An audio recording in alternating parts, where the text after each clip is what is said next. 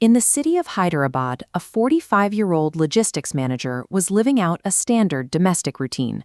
That routine came to a sudden halt when the man's 36-year-old wife rushed him to the Malkashgiri government hospital. She told doctors he had collapsed in their washroom, but he was declared dead on arrival.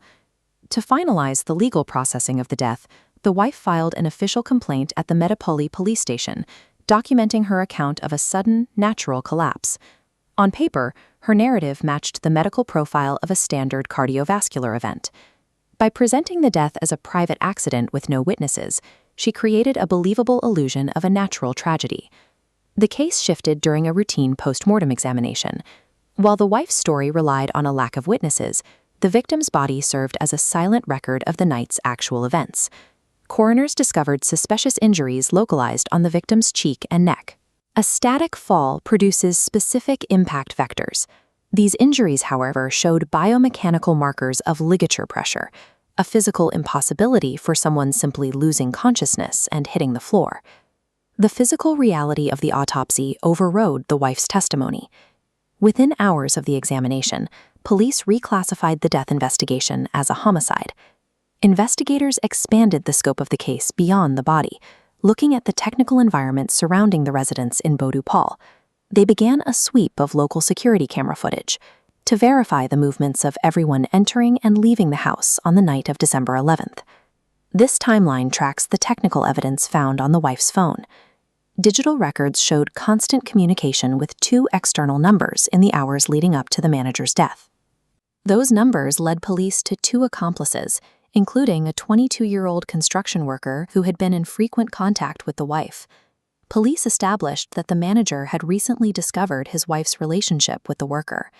This discovery led to a period of domestic harassment that served as the primary catalyst for the conspiracy. The digital footprint did more than just track locations.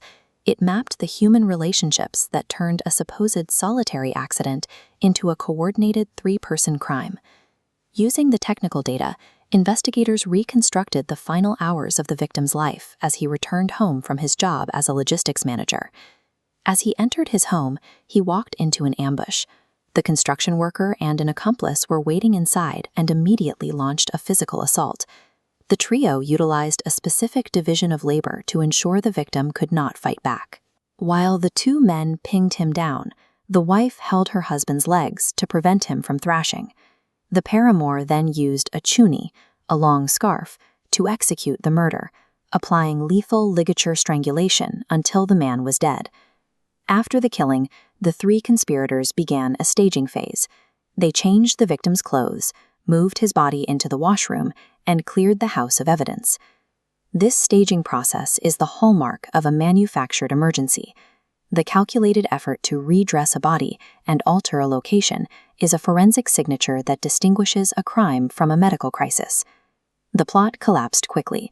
The Rachakonda police arrested the wife, her paramour, and their accomplice for the murder. The conspirators' verbal account could not be reconciled with the technical weight of the CCTV footage and the forensic markers found during the autopsy. They believed their control over the narrative would shield them, but they failed to account for the immutable nature of physical evidence. While people can redress a body or fabricate a story, forensic science acts as the ultimate fact-checker. It relies on the physics of the scene to ensure the truth eventually surfaces.